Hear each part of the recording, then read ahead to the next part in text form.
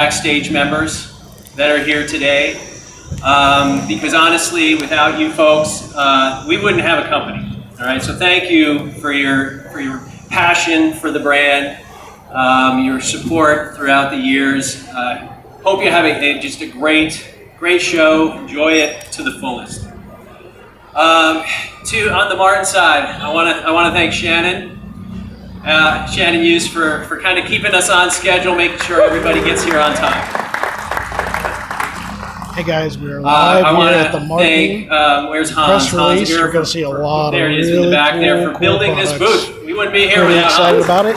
There's some cool stuff. You've already seen some of it on the channel. But you're gonna see The entire even marketing team put in months and months of effort to kind of get this ready. I'm here, John Chapman. Jeremy's going to be joining us here as well. Hello, everybody. From Yep, Jeremy's already here. And of course, Jason's going to be doing this. And Christy and We've got a Greg little bit of a and time Amy. schedule issue I that we know worked I'm our way missing through, but somebody, we're there now. but we started planning this Jason's way back in de-stressing May right or now, June, sort of. and they all put in countless hours, making sure we could get to today. And this is going to be, I know this is going to be probably our best NAMM ever. So thank you guys. And then of course, I want to thank the rest of the Martin team. I can't name everybody, but the product team, the sales team, and the folks back in Nazareth and in Navajoa.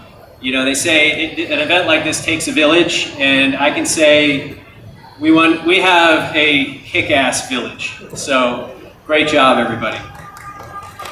All right, with that, I think we should get this party started. So if you could join me in welcoming Mr. Craig Thatcher to the stage and Chris Martin. If you haven't seen before, Chris actually does a lot of the demos for Martin guitars. And of course, it's Chris Martin. You need no introduction to that. Thank you for coming. It's NAMM's 125th anniversary. Isn't that fantastic? When I was on the NAMM board, I had the honor of being the chairman of the NAMM Foundation. And in honor of NAMM's 125th anniversary, I made a donation to the NAMM Foundation.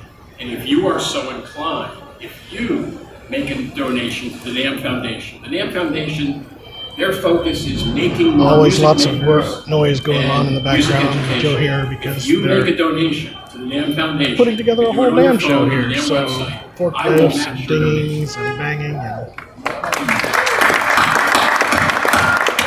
So before we get started with the former part of the program, we'll talk a little bit about health and safety and welfare. Craig, you remember when we were in Japan, it was not unusual to see people wearing masks. It was common courtesy. They were either sick or they didn't want to get sick. And if you remember during COVID, many of us wore masks. I never understood why wearing a mask was controversial when it came to health and safety. So I brought one of our old COVID masks. I may wear it. I'm actually coming off the tail end of a flu. So I do a fist bump. I'm on the handshake. So if you see me in the booth wearing my mask, it's because I don't want you to get sick. Let's see if I can remember how to put this on. It's been a while since I had to wear a mask. But it's pretty cool. Got the logo over there, right? Thing in the back, and you tighten it up. So, and then I have friends in the medical field, and they say, Chris, in our line of business, it's actually not unusual for us to wear two masks. So, isn't it funny how things have come full circle?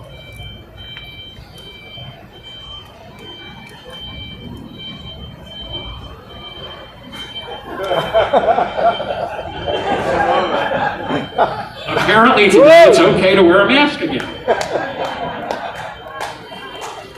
Speaking of democracy, this is an early, quick release of a Martin guitar honoring the semi-sesquicentennial of our precious democracy, which will occur this summer. Have any of you seen the Ken Burns show on the Revolution? The story he told was not the story I remember in grammar school. We got through it. It's a delicate thing. We cannot take it for granted. I encourage you, as I am seeing now some artists finally speaking up and speaking out. And I encourage all of us to speak up and speak out about this precious thing of ours called democracy.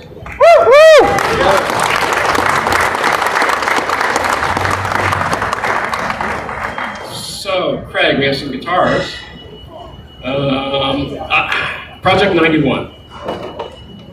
Not going to touch them, they're sold. We have them on display. Sorry, Craig, you can't play them because they're sold. How did Project 91 come about? We've actually been able to procure some Brazilian rosewood with paperwork. And I thought, okay, now that we've got the wood, we've got to do something exciting with it. You may remember years ago when we did the reproduction of the Gene Autry guitar. We made 91, they were all the same. I thought, would it be possible to recreate every D45 we ever made, each one individually? We made the first one for Gene Autry in 1933, during the Depression. We made the second one for Jackie Kid Moore. And there's really good documentation in the Hutton book about Jackie Kid, not sure if he wants a 14 fret or a 12 fret. So in 1934, we build and sell to Jackie Kid Moore the second Martin D45 we ever made. Jackie Kid Moore was 12 years old. And the funniest thing, sadly for him, they said, and his career abruptly ended when his voice changed. So each one of these is going to be different. These are in the sequence. Now we're into, as you can see, 12 fret, 14 fret snowflake inlay. Very cool project. I'm so excited that we were able to put this together. One of the original D45s in the series is coming to visit the show. When is that, Mary? Is that Friday or Saturday? Saturday. So that's going to be really exciting. It's very rare that I actually get to feel and touch an original Martin D45. We sold one a year for the first 4 years. That's how expensive they were, remember, during the Great Depression. What else do we have here, Craig? By the way, those are only $150 Okay, so a piece to purchase. long story about going to Hawaii with NAMM, and Dick Boak says you have to meet Kylan Reese because Kylan has a theory that there was a guitar that predates the D45, predates the Dreadnought, a custom one-off guitar made for a classically trained Hawaiian musician named Major Kealakau. And Kylan was so excited. I'm like, Kylan, you're on to something. True. So we made a reproduction, and that's in our line. It didn't have the Dreadnought shape, it had the Dreadnought depth. It was a 12 fret guitar, it's 1914, right? We didn't make 14 fret guitars then. So Tim Teal, my buddy and colleague, thought, what would happen if we took that body and put a contemporary 14 fret neck on it? So that's what this is. One of the coolest things about this guitar is this is a reclaimed spruce top. I forget the exact story. Somebody here must know the whole story about the reclaimed wood. So this wood is part of a bridge, maybe in Alaska at some point. And I'm so glad we're using the wood. There you can see the Dreadnought depth. Would you care to play this? Absolutely beautiful guitar. So again, Kylan Reese is the owner of KR Strings, was instrumental in bringing this guitar back.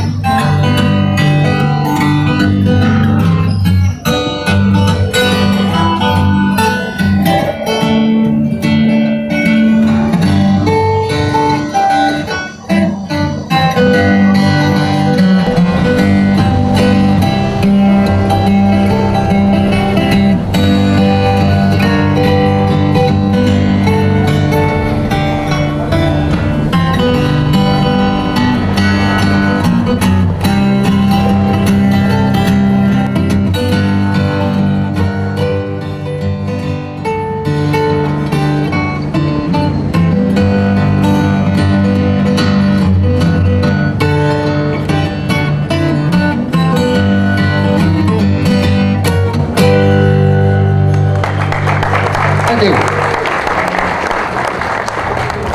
Talk. Craig and I are fortunate enough to travel. 1 2 1 2 1 2. Martin story. We need to tell that story in Hawaii. When are we going? As soon as you say the word. All right, let's do it. So, was it last year? My daughter Claire is going to Syracuse University and spring break, and she talking to me about, I might go to Spain with some of my girlfriends in the sorority, and then she calls me up. She goes, I have a better deal. I said, oh, okay, what's the deal? Well, Michaela's dad has a house on the Big Island. So Michaela and I and a bunch of other girls were going to go stay at his house. I said, can I go? She said, no, Dad, you cannot stay in the house with my sorority sisters on spring break. It was at the Mauna Kea Resort. I said, no, I'll stay at the resort, you stay at the house. So I had a rental car, and there's a wood shop in Waimea. And I thought, all right, Claire's banging around with her girlfriends doing something. I'm gonna drive up to Waimea and see what kind of wood they have. I go in, I meet the proprietor, and we get chatting. Yeah, I meet guitars, and he goes, yeah, you know, Bob Taylor comes in once in a while. And I said, yeah, cool. Do you have any koa? And he goes, yeah, I got a couple sets here. And he shows me the sets, and I didn't even ask the price. I got sold. So where's Danny? Danny left? All right, Teresa. How about this guitar, right? Isn't this cool? This is a custom shop guitar made from the wood that I found on the Big Island in Mauna Kea. How about that? And we decided we're going to sell this guitar at the show. So, I'm so excited to be here. Thank you so much for helping to celebrate NAMM's 125th anniversary. We all have one opportunity, and it's right now.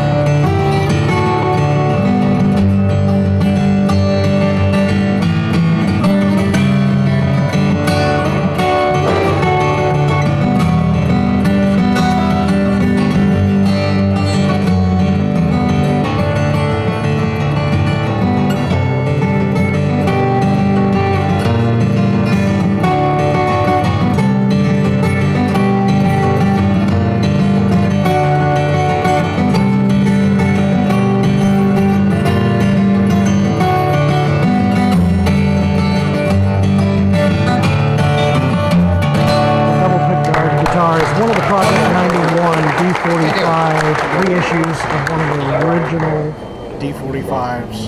Who's next? Tex. All right. What do you think so far? Pretty good, right? One more time for Craig and for Chris. All right, we are just getting started. That was just a little taste of what we got so far. We've got more guitars. We've got other products coming. I'll let these guys get those off stage and bring on the new ones. Tex again. So you can only see some of the new guitars $150,000. right behind me. You can have That's one. our whole new Road Series collection. And to talk about that and a few other models is our Director of Product Development, Joey Osisic. Joey O, come on up. Mike, thank you all for being here on behalf of the product team, Fred, Mike, George, and Ramin. We're really excited about what we have to show for you. To start with, this will be 2026's 30 years that we've been making instruments under the Road Series moniker. 30 years we learned a whole lot about what the consumer is really interested in, right? It's about the consumer and the player first. We're Ramin actually had the great idea. Well, right now the Road Series, there's product in here that has all solid wood, there's product with fine veneers, there's cutaways, there's things that kind of look kind of traditional, but why don't we just split up the entire series into retro and modern? So on the retro side, this is where you're going to find all solid woods, and everything here takes a visual cue from models that we've been making since the late 30s. Very simply, if it says it's a 10, it means it's all satin. When you get into a 10 Shoppe, you can see it takes all the visual cues from a 15. And we also make a 10 with a spruce top, and you'll notice the addition of aging toner, because what we understood was people really wanted those guitars to look more like what we make in Nazareth. When you get into a 12 is going to take all of the visual cues from an 18, but where you have mahogany on an 18 in Nazareth, you'll have Shoppe on the 12 in Navajoa. Then a 13, very simply, looks like a 28. You find rosewood on 28, you'll find black walnut on a 13. And full disclosure, I wasn't the biggest fan of walnut in my pre-Martin life. And when the team explained, hey, you've got walnut all wrong, man. It's got some of the crisp shimmer that rosewood does, and it's got some of the boom that rosewood does. You're gonna love it when you hear it on this build. And Ramin really just knocked my socks off with these 13 walnuts. Unbelievable. Then last year we had introduced the Retro Pluses with a mahogany that took visual cues from an 18. So we have the Retro Plus Grenadillos, which is in the rosewood family there, and taking visual cues from 28. Craig, you want to play some guitar? Sure. What do you want to play? Dealer's choice?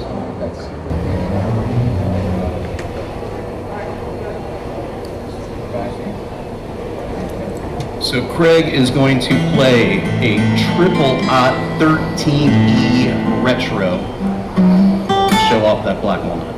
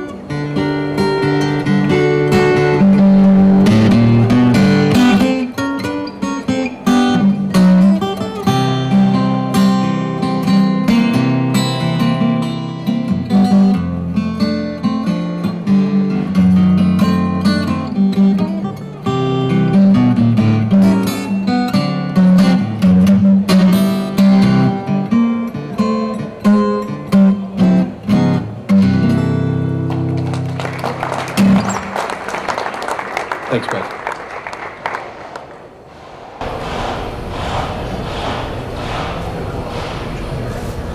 All right, and then on the modern side, this is where you're going to find cutaways, find the use of fine koa veneers on the 13s, and there's still some things that tie the retros and the moderns together. 10 still means it's all satin. Once you get into 13s, you get full gloss, you get other little hints, white binding and paces, but Ramin thought this was a great opportunity to bring back a couple things that we haven't offered in a while, like a dread cutaway.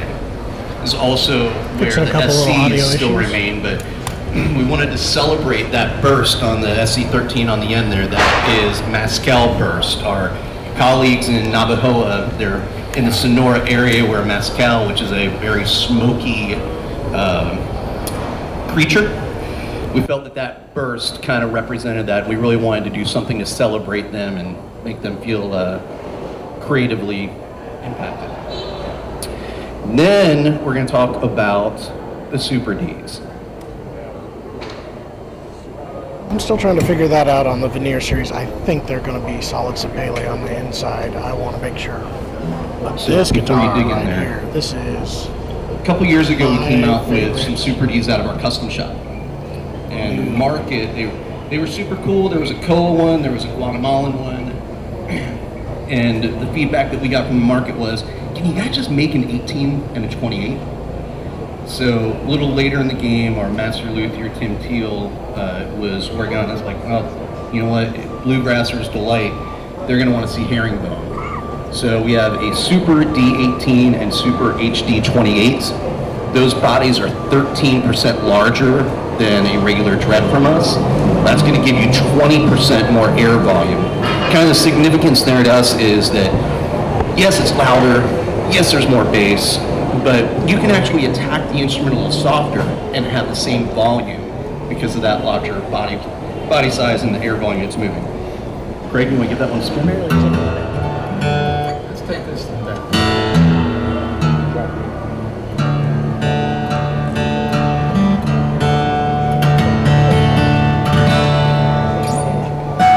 I love the forklift above, guys. It's so dangerous above all these guitars.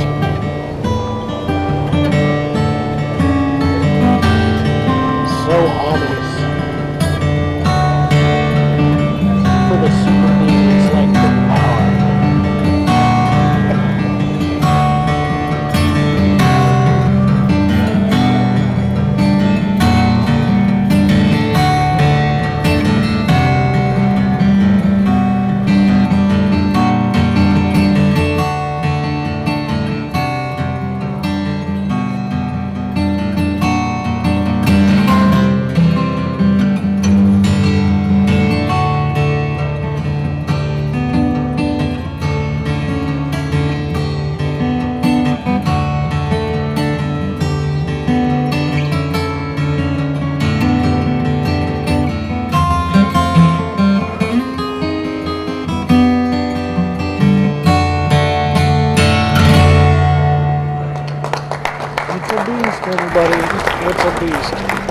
All right, there's going to be a surprise coming a little bit later from instruments, but we're going to let Thomas Ripson talk about that. If you guys have questions afterwards, please find Fred, myself, Ramin, Mike George, and we'd be happy to dig in a little deeper on some specs and get nerdy with you.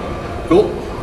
Thank you guys. Guys, be sure to put in the comments what you think of Jason's Super D thumbnail for the Super D YouTube video. All right, give it up for Joey and the product team. What a great Also, job. heads up, tomorrow we will be doing a All right, live first, walkthrough pay no with Fred attention to any Green. forklifts that are hovering over my head. Thomas was going to do a grand entrance where he came in on the forklift, but health and safety said no, so maybe next year. All right, so you saw some great guitars, but you know, we don't just make guitars, right? In fact, for over 50 years, we've been making strings. And what's a guitar without strings except just a pretty box of wood, right? Well, then maybe answering your strings are about questions as there. important as it gets. And here to talk about some of our new string products is the man who's in charge of strings at Martin, Brian Hall. Hello, folks. This is what we talk about. Yeah, I'm the guy who makes the VLAs. strings that make all these instruments sing. And no Martin instrument, guitar, ukulele, is complete until it's got a set of Martin strings on it. So I'm going to talk to you about a couple artists that we had the privilege of working with. This year we've got to work with Eric Clapton himself. On his 80th birthday, we launched a couple new guitars, and we reissued his famous Clapton's Choice phosphor bronze strings that he's been playing for decades. We also got the chance to work with Jason Isbell, and that experience was pretty magical for me. I was new to the company. I've always loved Jason Isbell's music, really touches the heartstrings, no pun intended. And we got the chance to develop with him a custom guitar and a custom set of strings. Now, Jason Isbell is pretty demanding about his performance, about his regimen.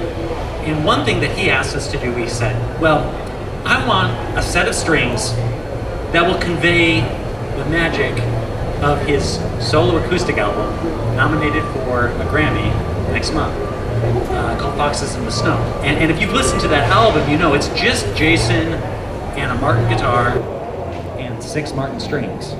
And we wanted to convey that magic.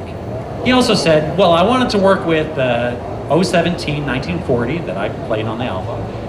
I also wanted to convey the new 017 that we just launched this year. Also, you know, the 010E Retro that we launched this year. It'd be great if those strings worked with that guitar too. Oh, he's got a 1933 0028. It'd be great if it worked on that older instrument too. And then, you know, Jason Isbell, he has a custom shop, Super D. And we just reissued that Super D today to the mass public. And so we thought, okay, all right, we got our folks in the lab, we're gonna come up with something. And he says, okay, one more thing. Could you come up with a string that gives a nod to my home state of Alabama? And he feels very tender about Alabama. And we were, you know, scratching our head trying to come up with some ideas. We sent him a few prototypes. And what this inspired us to do was to develop the Martin era string. Martin era strings, you'll find around the booth, are something that we've been developing with Jason Isbell. Includes a couple other additions as well. But this is what it is. It's a labor of love. That's really a nod to the history of Martin guitars, but it's also a nod to the future. Martin era strings, we developed a signature Jason Isbell model. And what we did is we started right from the core wire. And we made a unique core wire for the most demanding players like Jason Isbell and others. It's a little bit more flexible, gives you a little more give. It's great for bends. It's great for reducing fatigue. It helps you get that F bar chord, you know what I'm talking about? It's really tough to do. We actually tested it on that, and we actually added something special to it. We added the lifespan treatment. It's our patented long life treatment that we've been using for decades. It goes on almost every guitar here in the booth. And then we added one more touch, and we said, Jason, we know the official color of Alabama is crimson, right? And here, hard to see, we added a signature silk thread. That's this crimson color. And if you listen to Jason Isbell sing Crimson and Clay, you'll know what we're talking about. That's that nod to him and to this heritage of our instruments and strings. So you'll get a chance to try out Martin era strings. Everybody that's here, you got a gift bag. We added a set of strings in there for you, so you'll be able to try them out yourself.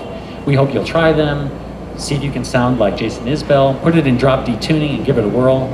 And we also want you to talk to your listeners, to your viewers, about Martin era strings. Give us your honest impression. Let us know what you think.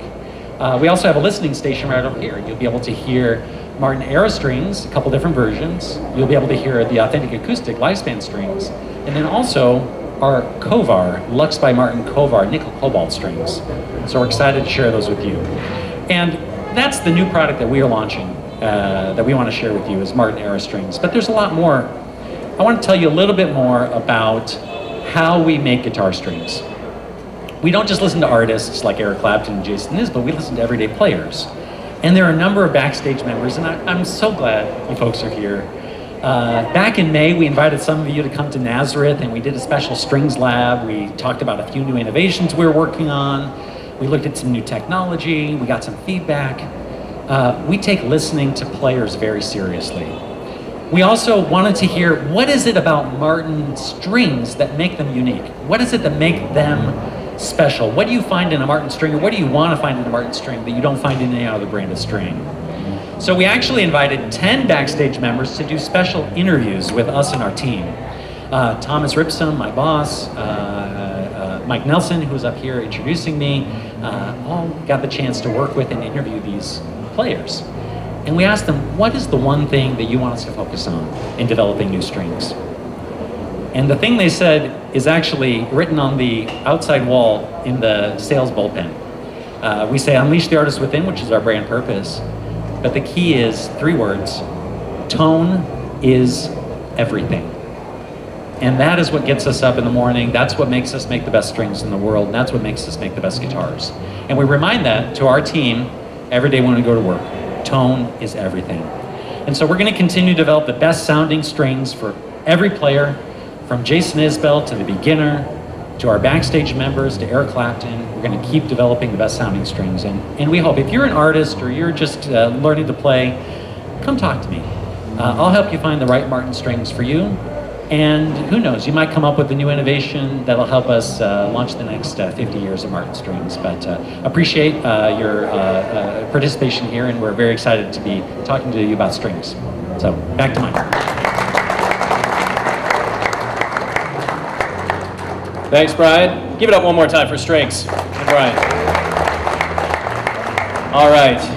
So obviously we've been making guitars for a very, very, very long time. We've been making strings for over 50 years. But do you know what one of our fastest growing business segments is? It's accessories and parts. So here to talk about that today is Hillary Brown.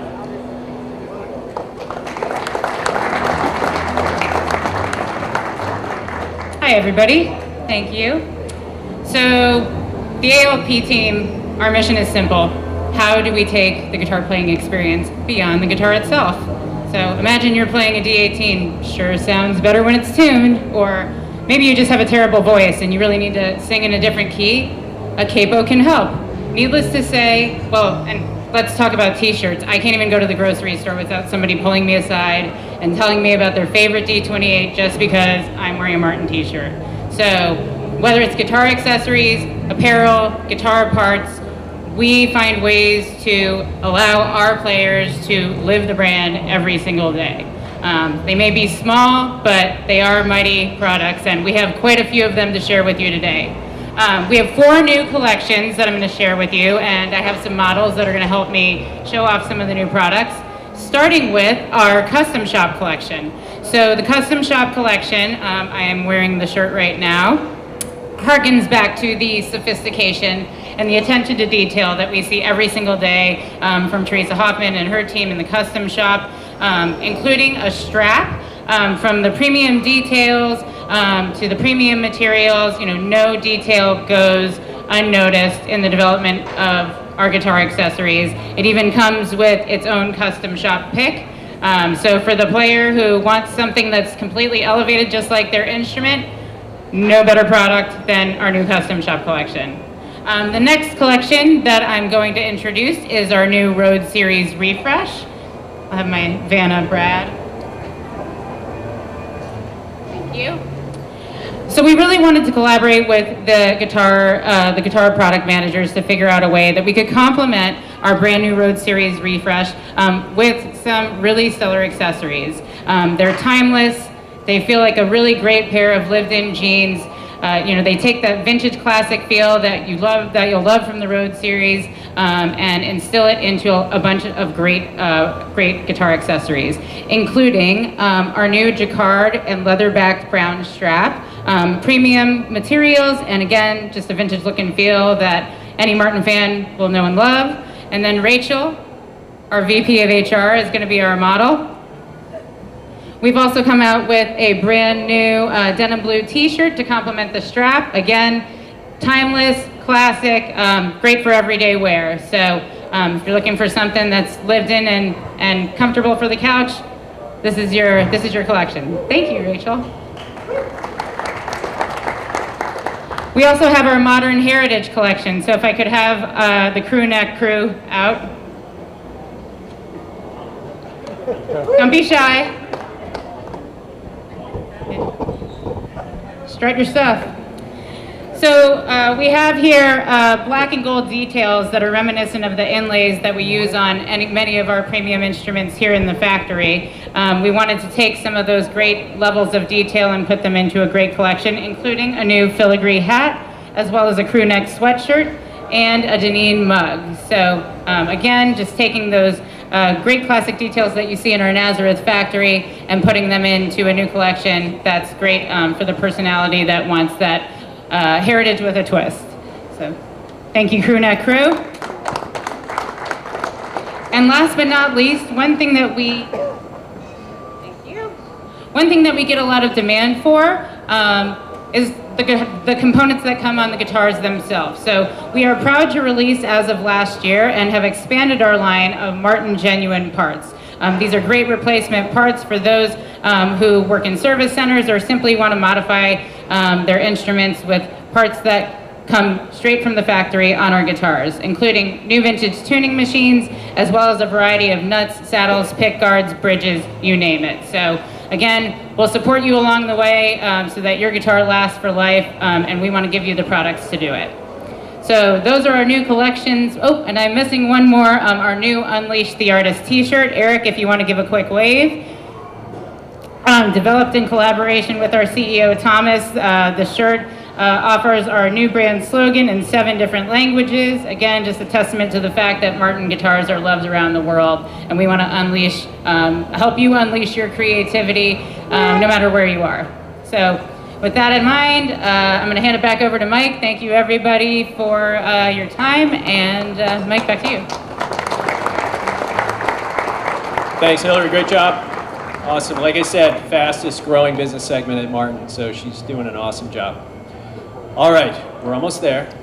We've got 3 guitars, 3 more, show, and also a little surprise at the end. That's all I'm going to say. The only other thing I'll say is please welcome our president and CEO, Thomas Ripsum.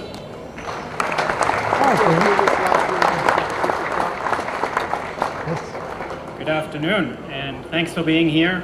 It's great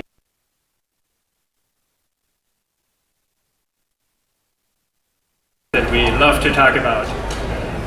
I sit on the NAMM board, and as Chris mentioned earlier, NAMM is celebrating its 125th anniversary. And the mission for NAMM is to create more music makers. And I think in the time we live today, and where the world is headed, making music is something really precious. And I hope you all support making more music makers. That's what we really need to focus on as an industry. And as Martin, we're right here, and we obviously support that. Because our brand purpose is unleashing your inner artist within. That's what it's all about. And you probably get a sense from the product introductions so far, you get a sense that we love to create new products. Sometimes going back in history, sometimes thinking forward, future forward, but we just are really passionate about creating instruments, creating strings.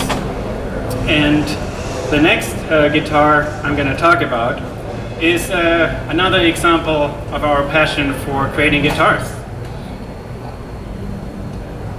It's a custom shop paisley Amberburst. I think it's the first paisley in the history of Martin guitars, I think.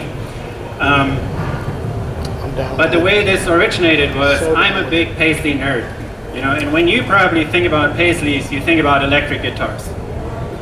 And I have a few of those, but I thought, wouldn't it be cool to have a Martin paisley guitar? And not just a generic Martin paisley guitar, but a guitar that is actually a real Martin guitar. So I talked to our team, and we got to work, and this is the result. So let's start with the paisley, the top. So this top, you can actually zoom in, and you will see that is a real customized paisley pattern, Martin customized paisley pattern. So for instance, you will see there's a snowflake here, right? Snowflakes, for those of you who know, we have obviously used that on a lot of our other guitars for inlays. So you probably know this game. There are 10 things you need to see in this pattern. Let's see whether you find them all. There are probably more, but this is a truly Martin specific paisley pattern only offered by Martin. That's number 1. So we had the top first. We already knew it would be an M size because we heard from lots of players over the years we should do more M size models, quadruple O's, and this is an M size. But we had a top, so, and the top came out stunning, so we thought, so what are we going to do with the sides and the backs? Well, we decided maybe curly maple, back and sides, because it adds to the stunning character of this guitar. And then just to round it out, it has a walnut neck, it has LR backs, anthem pickups, to capture the natural sound. It's going to be available for our custom shop for a year, because we think this is definitely a collectible, and we hope it's going to excite a lot of people. This started as a guitar of 1 that I asked the custom shop to build for me, and then once the guitar made it through the factory, a lot of people got really passionate about this, and then we thought, why not offer this one up for a year? So custom. You want to play it there? I promise you guys, Corey, we are going to find out if it J-runs. So hard. I promise you.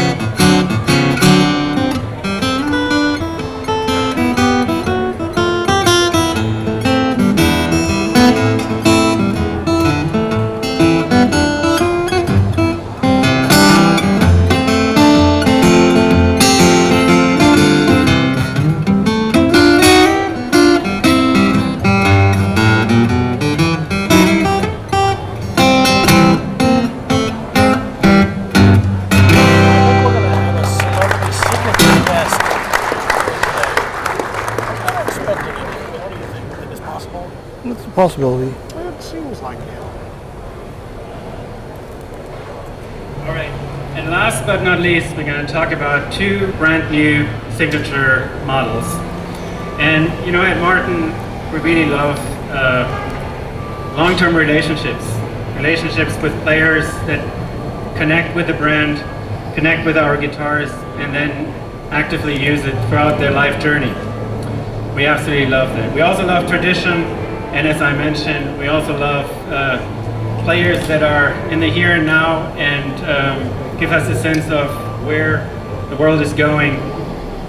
And these two signature models we're going to talk about come with an artist that we've collaborated that probably exemplifies the spirit of long-term connection, tradition, future, more than anybody else. She's a Grammy Award winner, multi-Grammy Award winner. She's nominated for another Grammy Award coming up a week from now. She's played with the who is who in the acoustic world. She's a flat picker. She's a great, amazing songwriter and one of the really exciting voices today. And you know, I could probably go on and on to talk about her, but why don't we actually invite her on the stage and hear from her directly. Molly?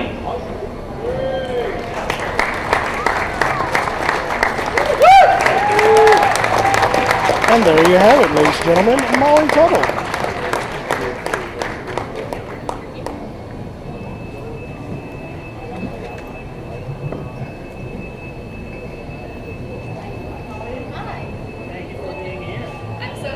My first time here at NAMM, and I've wanted to come for many years, so thanks for bringing me out, and so exciting to get to play this brand new guitar.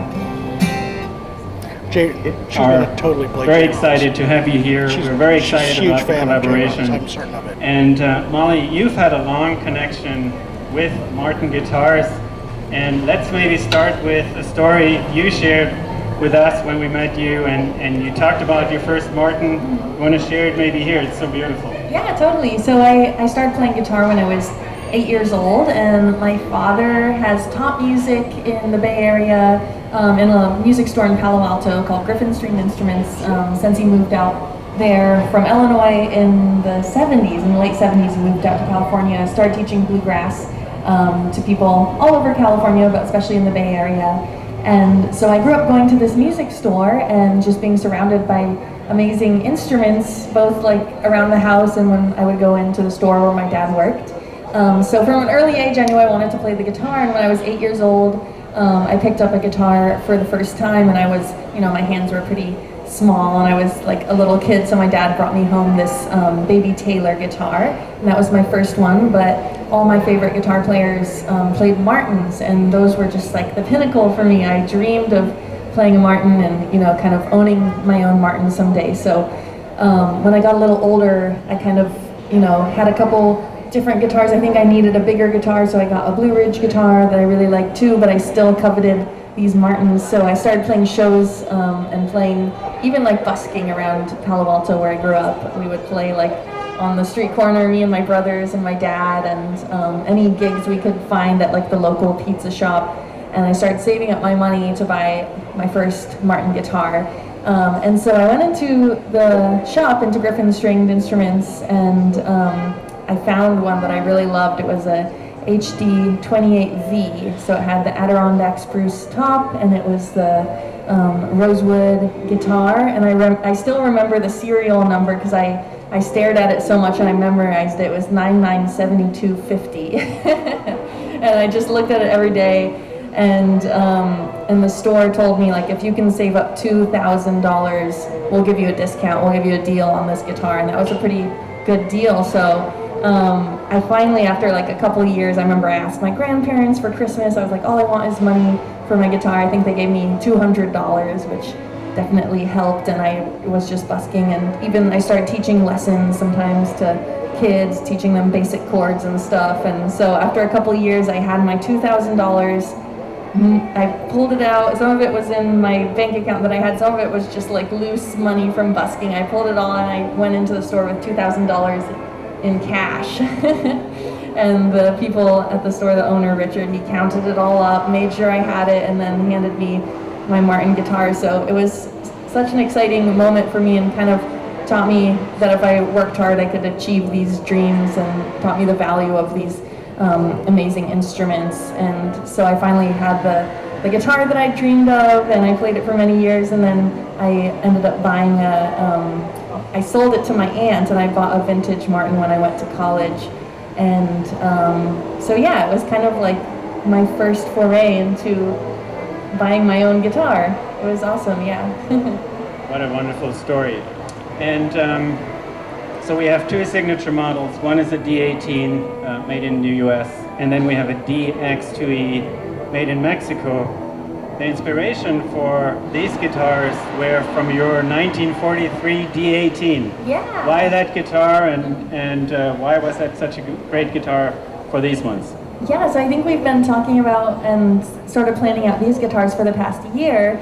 And last May I bought this vintage Martin, and like I said before, I bought an old 40s D18 when I went to college, and then I tried to tour with it, and it was just hard to, take it on the road because it didn't have a truss rod, and I felt like I was sort of doing the guitar a disservice by, traveling with it so much, and it was getting this wear and tear. So I ended up selling it, and I've played newer guitars ever since. But when I recorded my album about a year ago, a little over a year ago now, I was just missing that vintage sound, so I decided I wanted to get a studio guitar and kind of like get my dream guitar to keep at home mostly and play on recording sessions and on my own records. So I found this amazing 43 D18, and I knew I wanted a 40s Martin because I love the 40s style necks, and the 1 11/16 necks are just really comfortable for me.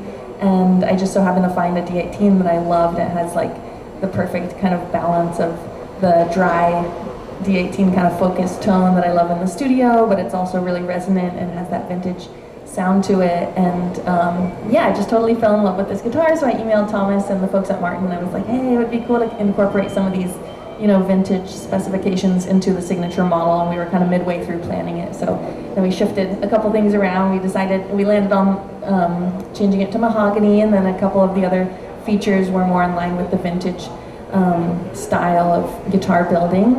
The rear shifted bracing and the neck width. And you were saying that this is the first time they've done a DX model with the kind of 40s style neck, the thinner neck and the V-shaped neck. So that was exciting for me to get to be a part of that. And I think I love those necks because when I was a kid, my dad had a 40s Martin around the house, and it was my favorite guitar to play when I was practicing. So I just got used to that neck shape and style, and it's really comfortable. I think it's just a little slimmer than the 30s necks to me feel so big and just kind of, I don't know, it's hard to wrap my hand around them sometimes. Yes, you made these guitars truly yours, which is beautiful. And even if you look at the inlays, the moon phase inlays. Can you talk about that? That's very personal. That was a fun thing we thought of. I think we were in the Martin showroom in Nashville and talking about just like any special design features. And I had never, kind of worked on something of this scale before. So I was just trying to think what I would want to make it into. And I was looking around and I saw this Johnny Cash signature model guitar, and it had stars for the fret markers. And then I thought it could be really fun to do moons.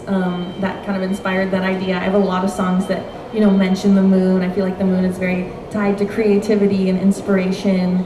And I love that as you go up the frets, the moon kind of materializes from a new moon into a full moon, and it kind of helps you keep track of where you are on the guitar. So I thought that was fun. And I hadn't seen any guitars with that before. So yeah, we all got excited. We were like, let's do it. Very exciting.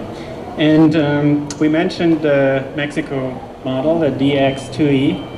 I think one thing that you were intentional about was you wanted to create models that also can make it into many players' hands, make it more accessible. Can you talk about kind of your thoughts behind that? Yeah, well, I love having the DX model that's like a little more affordable for more people who like, whether they want a guitar just to play for fun or to play on stage. Like, it sounds so good, you can really take it anywhere. And like I was telling in that story, like I kind of, grew up playing different types of guitars. Some of them were a lot more affordable, and I think it was nice for me to have those stepping stones to really kind of, start on a smaller one and then just slowly build up to the guitar that I saved up for and that I kind of dreamed of. So for me, it's always important that anyone who, wants to own a great instrument can have access to it. So I love having the DX models that's just a little more kind of available for people. That's great. And you have many, many fans out there, and they will be very excited to have them available. So we have these two models, your models. If you think about the players that may get them into their hands, what do you hope these guitars will unlock for them? Yeah, well, I mean, I hope that these can unlock, new ideas, new kind of sources of inspiration for people. I feel like anytime I get a new guitar, I instantly want to, see what ideas it holds and see what new songs I could write on it. And just having this one in my hands today, I haven't really gotten to play these. I've played them a little bit, but it's just exciting to have this new instrument, and I'm finding myself like playing different stuff that I wouldn't normally come up with. So I hope it can unlock some of that for other people. And they're definitely kind of like the dreadnought style that's really popular in the bluegrass world. So I hope people take them to their local jam sessions, Totally, that's what we need. Yeah, Yep. take them to your local bluegrass festival. Exactly. Well, thank you very much for your honesty and for sharing a little bit kind of the thinking behind these guitars and what's important to you. We are very excited to be working together. The collaboration has been wonderful. Yeah. I know we had various sessions, and there was a natural flow to creating these guitars together. So a big thank you. Thank you. And since we have Molly here, and we want to hear how these guitars actually sound, because it is about the tone, why don't you play a little bit for us? Yeah, Yep. totally. Take it away. Okay, that'll turn it on. Then should this. By the way, Tex, we'll have a full profile of this guitar, including the neck and impressions on it. The video should be coming out in the next few days.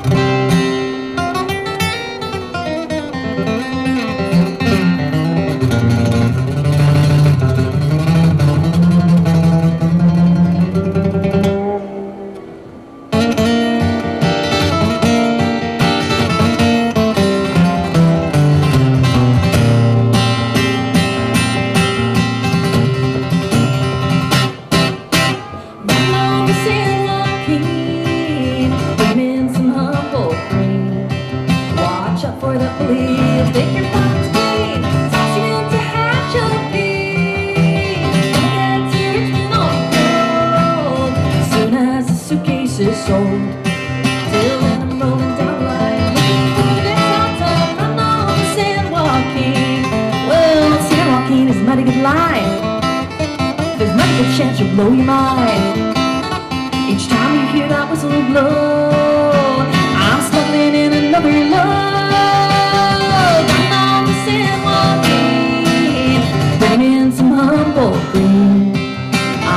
rolling down the line, looking for the next hot time, running on the sand walking.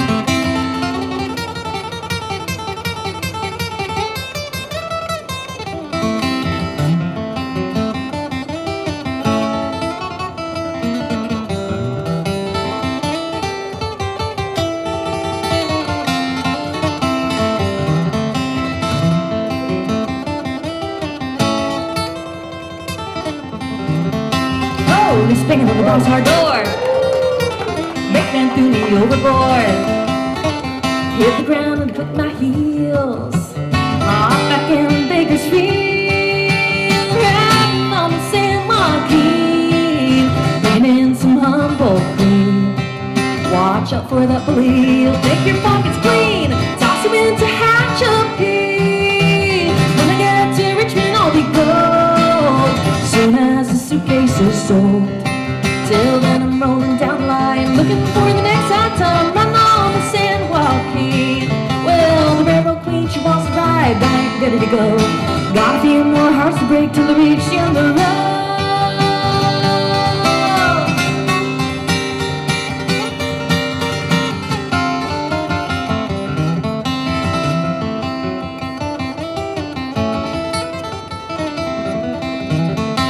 Riding on the San Joaquin, fastest you ever seen. And when my riding days are over, toss me in the baggage car, put the beaver in my mouth, swag it up and send us out, riding on the San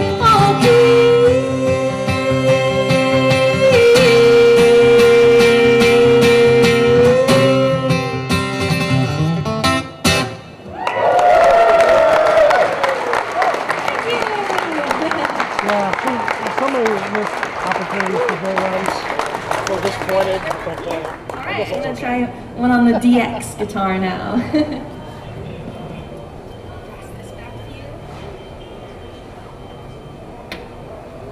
she's almost there. Well, that last one was a train song that I wrote. I've always felt like there could be more, bluegrass songs about California, because I'm a California girl, and so that one was one all about the San Joaquin train line. This next one is one off my latest record,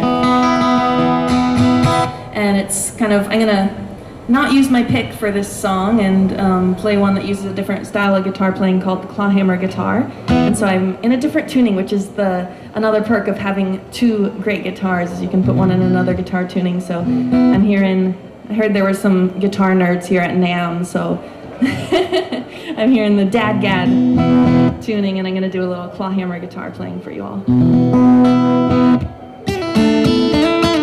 Off the no-name road on Chickasaw Bluff, feel the hair on the back of your neck stand up when you see those cypress roots that wind round a marble stone, says Bill O'Brien.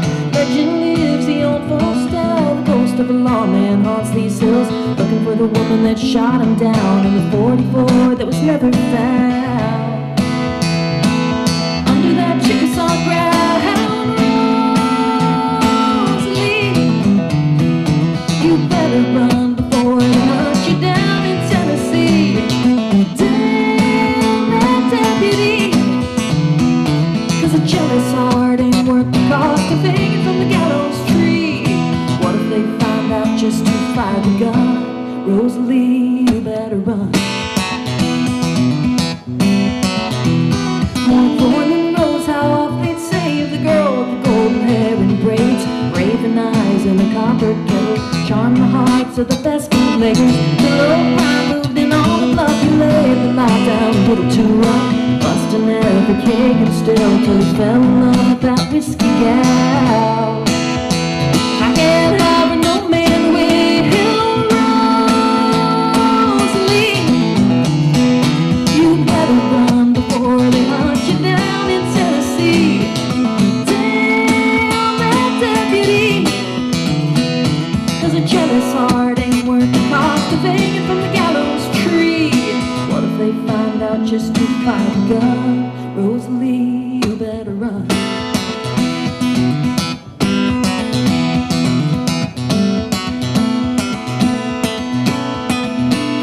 What if they knew Miss Betty Lou had seen him at the dance that night? What if they noticed, oh, taking him out to fight?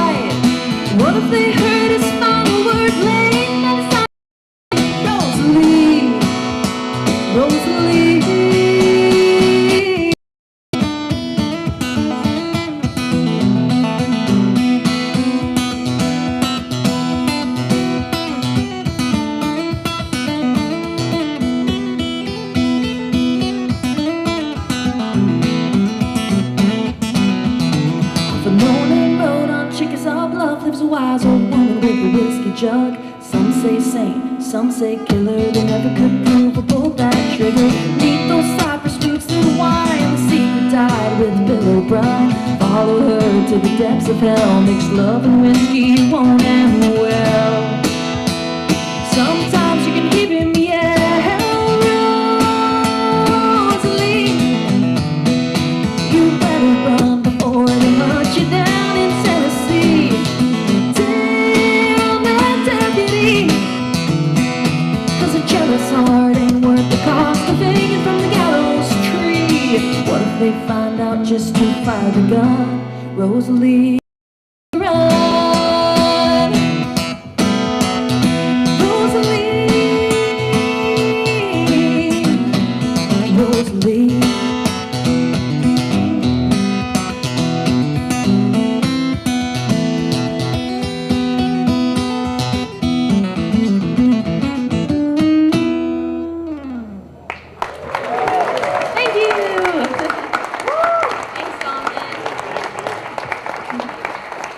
Thank you, Molly. Thanks again for being Thanks here. for having me.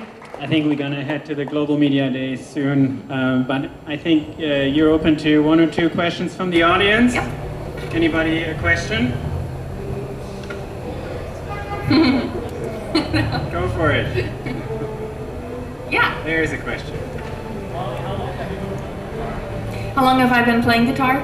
I started when I was 8 and I just turned 33 last week, so let's see, that's been, what, 25 years? It's my 25th year of playing guitar. Yeah.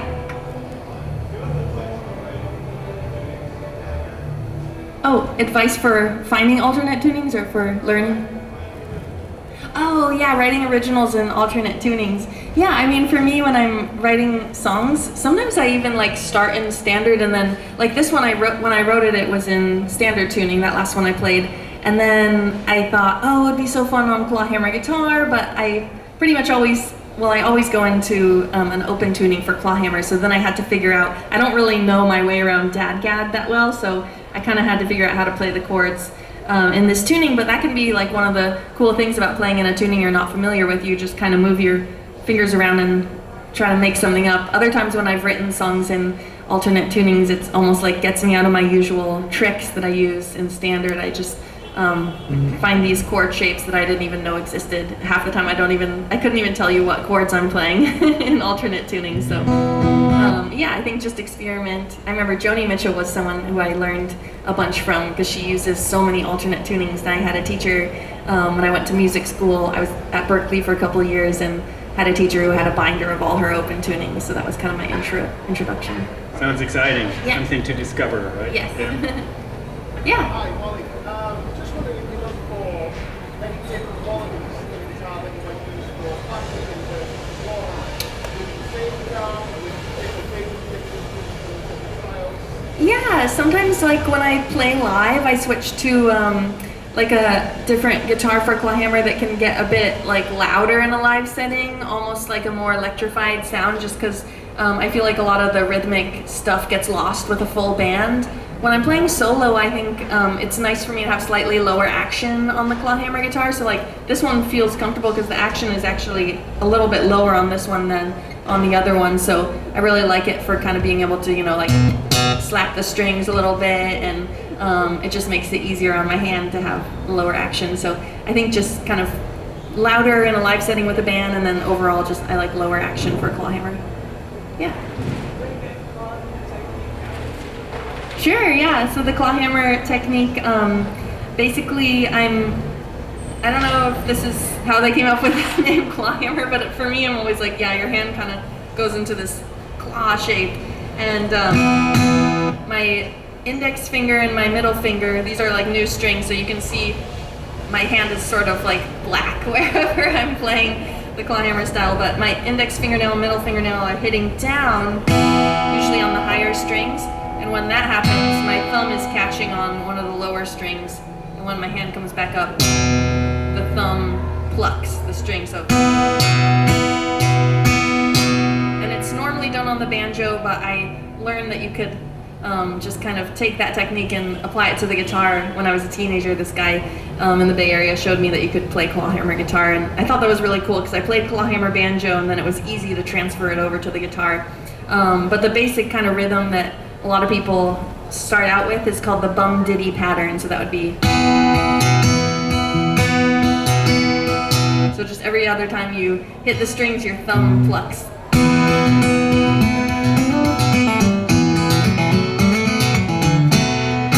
Yeah.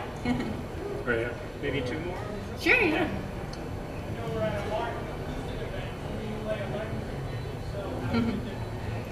I only play electric occasionally. I'm so much more comfortable on acoustic guitar. When I pick up an electric, it feels like this whole other instrument to me, and I'm like, oh my god, I'm so loud all of a sudden. I'm not used to having sustain. So I think just having a different touch, like a lighter touch, especially coming from bluegrass guitar, I hit the guitar pretty hard, so that's really different from what you play on, how people play on electric. I remember when I used to play electric a little bit more, I was constantly breaking strings just because I was hitting it like it was an acoustic guitar, so I sort of had to learn to back off a little bit.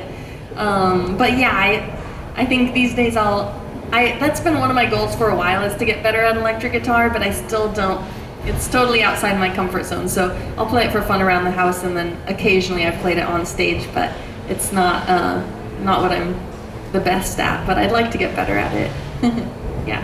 But you're also exceptional on the double neck. Oh, the double neck, yes.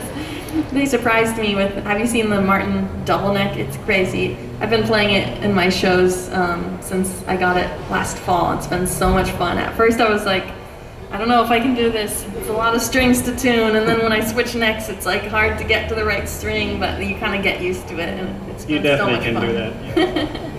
Yeah. Molly, I know you've been playing a lot of shade top guitars. Mm-hmm. Is the 43 that this is based off of your actual one, is it a shade top as well, or is that just your choice to have a shade top guitar? Yeah, this is kind of like a hybrid of the 43 that I bought that's not a shade top, and then just the guitars I've been playing on stage for years now, because for whatever reason, like, I remember when I was a kid, I didn't like sunburst guitars that much. I was really kind of like a purist about, you know, no sunburst, and then I just gradually started to really like them, and now I feel like they're so pretty, and it's kind of unique in a way. Like this one, I love the dark sunburst, and that's kind of what I've gravitated towards.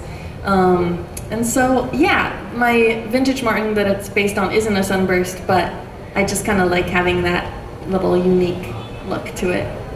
Feels like me, because I've been playing them for so long now. Yeah.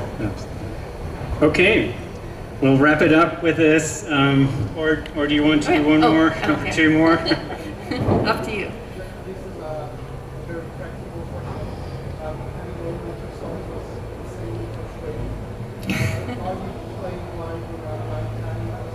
I'm only here today, so I'm gonna play a little later.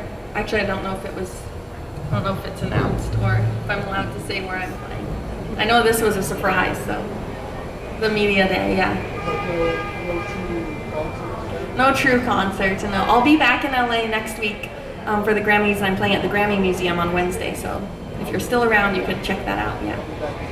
Oh, back in Paris. That sounds nice, though. But your schedule is really busy, so if you want to catch Molly, you can catch Molly, that's for sure. I'll be in Paris opening for Tyler Childers in a couple months, so maybe I'll see you there.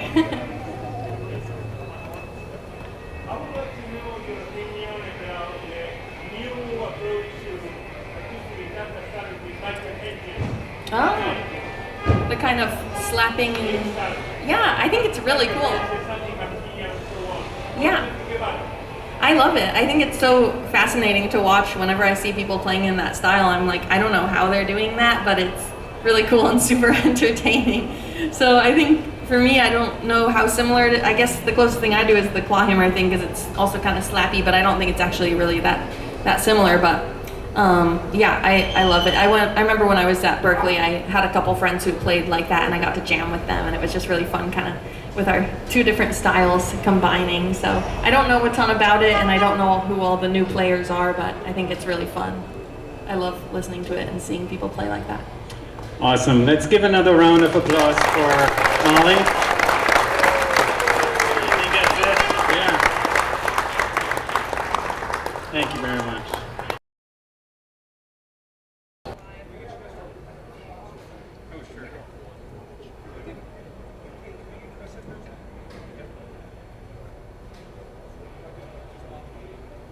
Well, there you have it, the Molly Tuttle guitars. Both of those are in stock, I do believe, right now at the shop. We have 2 of the 18s and 1 of the X series. And then we also do have the pre-order page, which is on the website right now. You can also pre-order all the new Martin guitars, and some of them are in stock.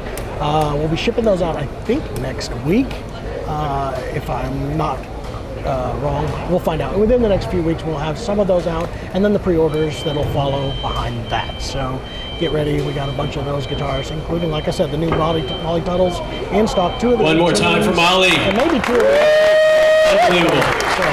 and then, as Hinckley said, we'll have a full review of the Molly Tuttle guitar All right. coming out today. We're almost there. We have one more thing. Mr. Martin opened the show with the semi-quincentennial guitar. We're going to close the show with the semi, and Chris has a few things to say before Craig comes up and plays it. Chris, come on up. We're going to be doing the full Martin Booth tour tomorrow, too. Correct. So tune in for that. We'll actually play some of the guitars, talk to Fred Green. There will How be cool so was many that, J-runs right? done in the walkthrough with Fred Green. It's gonna be How amazing. many bluegrass guitar players does it take to screw in a light bulb? 5. 1 to screw it in, and 4 to stand there and say, I could do that. Craig, can you take us out on Or to something? complain that it's electric. Electric. That's a better joke. About one more round of applause for Chris Martin and Molly Tuttle. So Chris asked me if I could play something patriotic with this guitar.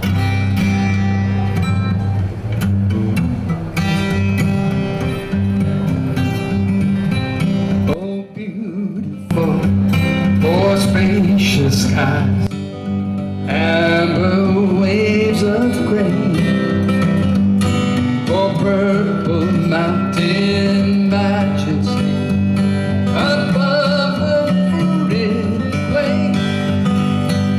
America, America, God shed His grace on me and crowned my good with brotherhood from sea to shining sea.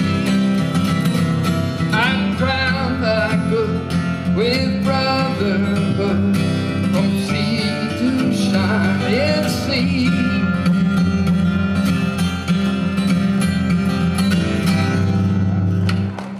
Thank you very much. Enjoy your NAMM 2026.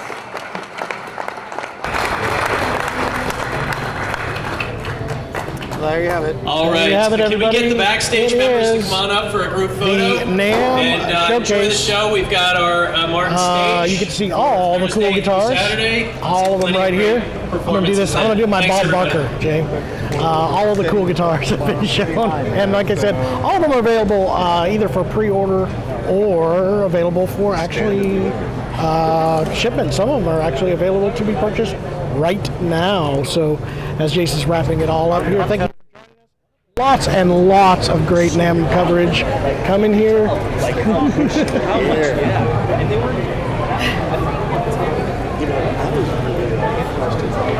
We're backing out, everybody. It's Glenn. Jason backing up.